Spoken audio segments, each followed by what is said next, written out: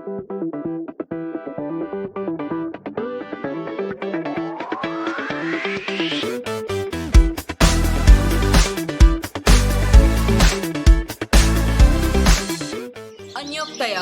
અન્યોક્તિઓ. પ્રસ્તાવના: સંસ્કૃત ભાષા અને સાહિત્યમાં અલંકારોનું આગવું સ્થાન છે. આ કારણથી સંસ્કૃત જગતમાં સાહિત્ય શાસ્ત્રને અલંકાર શાસ્ત્ર તરીકે ઓળખવામાં આવે છે. અલંકારોની સંખ્યા ઘણી મોટી છે, પણ તેમાં અપ્રસ્તુત પ્રશંસા એક વિશિષ્ટ અલંકાર તરીકે પ્રસિદ્ધિ પામેલો છે. તે એટલા સુધી કે જો કોઈ વ્યક્તિ પોતાની જાતે સંસ્કૃત કવિ તરીકે પ્રતિષ્ઠા પ્રાપ્ત કરવા ઈચ્છતી હોય તો તેણે પોતાના કાવ્યમાં અપ્રસ્તુત પ્રશંસા અલંકારનો સમુચિત પ્રમાણમાં પ્રયોગ કરવો પડે. આમ સંસ્કૃત કાવ્ય સૃષ્ટિમાં આ અપ્રસ્તુત પ્રશંસા અલંકાર કવિની વિશિષ્ટ પ્રતિભાની ઓળખ જેવો બની રહ્યો છે. આ અપ્રસ્તુત પ્રશંસાને અન્યોક્તિ તરીકે પણ ઓળખવામાં આવે છે.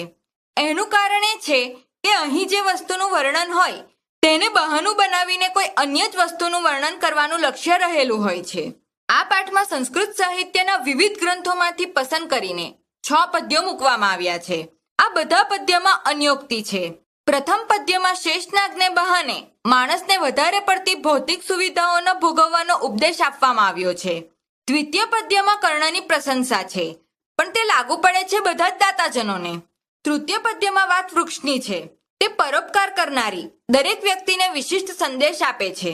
ચતુર્થ અને પંચમ પદ્યમાં વિષય વસ્તુ ક્રમશઃ જળ અને કમળ કેન્દ્રમાં છે, પણ વિચારતા તેમને દરેક માણસની સાથે મૂકી શકાય છે. છેલ્લું પદ્ય કૂતરાનું અને હાથીનું વર્ણન કરે છે, પણ તેમાં 2 પ્રકારના માણસોની પ્રવૃત્તિ આલેખી છે અને સ્વમાન સર્વોપરી છે એવો સંદેશ આપવામાં આવ્યો છે. અપ્રસ્તુતને સમજવા માટે સામાજિક વ્યવસ્થા, લોકાચાર, રૂઢિ, શ્લેષ, વિરોધ વગેરે આવશ્યક હોઈને કવિને માટે અને વાચકને માટે થોડો પડકાર સામે આવે છે, પણ તે સરસ રીતે સમજાય તો વાચકને અનેરો આનંદ પણ આપે છે. યતિ તે નાગ શીર્ષાણી તતિ તે નાગ વેદના ન સંતિ નાગ શીર્ષાણી ન સંતિ નાગ વેદનાઃ. હે નાગ, જેટલા તારા મસ્તકો છે તેટલી હે નાગ તારી પીડાઓ છે. હે નાગ, જો તારા મસ્તકો નથી તો તારી પીડાઓ પણ નથી. એકઃ કર્ણ મહીપતિઃ પ્રતિદિનમ લક્ષાધિકા યાચકા તસ્મે કિમ વિતરિષ્યતિતિ મનસા ચિંતાં વૃથા મા કૃથા આસ્તે કિમ પ્રતિયાચકમ શુર્તુરમ પ્રત્યબુંજમ કિમ રવિ ચંદ્રઃ કિમ પ્રતિકૈરવઃ પ્રતિલતા ગુલ્મ કિમ ભોધરઃ. રાજા કર્ણ એક છે, પરંતુ દરરોજ લાખોની સંખ્યામાં યાચકો હોય છે. હે રાજા કર્ણ, કોને શું આપીશ એમ મન વડે વ્યર્થ ચિંતા કરીશ નહીં. શું પ્રત્યેક ભિક્ષુક માટે કલ્પવૃક્ષ હોય છે? શું પ્રત્યેક કમળ માટે સૂર્ય હોય છે? શું પ્રત્યેક પોયણી માટે ચંદ્ર હોય છે? શું દરેક લતા સમૂહ માટે વાદળ હોય છે? અધ્વન્ય ધ્વનિ તરવઃ પથી પથી પથી કે ઉપાસ્યતે છાયા ધન્યઃ સ કોઅપી વિટપી યમ ધ્વગો ગૃહગતઃ સ્મરતિ. માર્ગે માર્ગે વૃક્ષો હોય છે અને માર્ગે માર્ગે મુસાફરોથી વૃક્ષોની છાયાનો આશ્રય લેવાય છે. તે કોઈક વૃક્ષ ધન્ય છે જેનું ઘરે પહોંચેલો મુસાફર સ્મરણ કરે છે. શૈત્યમ નામ ગુણઃ ત્વાષ્ટિ સહજ સ્વાભાવિકી સ્વચ્છતા કિમ ભ્રૂમઃ શુચિતામ ભવંતી શુચયઃ સ્પર્શેણ યશ્યા પરે કિમ વાતઃ પરમુચ્યતે સ્તુતિપદમ યચ્છિવનમ દેહિનામ ત્વમ ચેની પથ્થનેન ગચ્છસી પયઃ કસ્તવા નિરોક્ષમ શમઃ.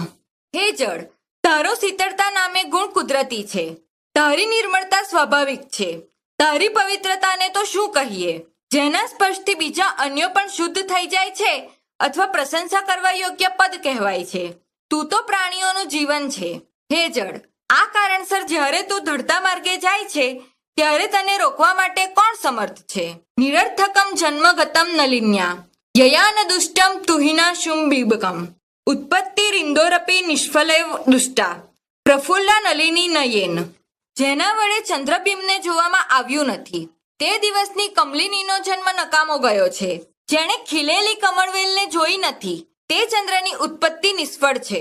લાલ ગુલચ્છલામ અધઃ ચરણાવપાતપમ ભૂમો નિપત્ય વદનો દર્શનમ ચ શ્વાપિંડસ્ય કૃતે ગણવસ્તુ ધીરમ વિલોકયતી ચાટુષ્ટેશમ ભુક્તે.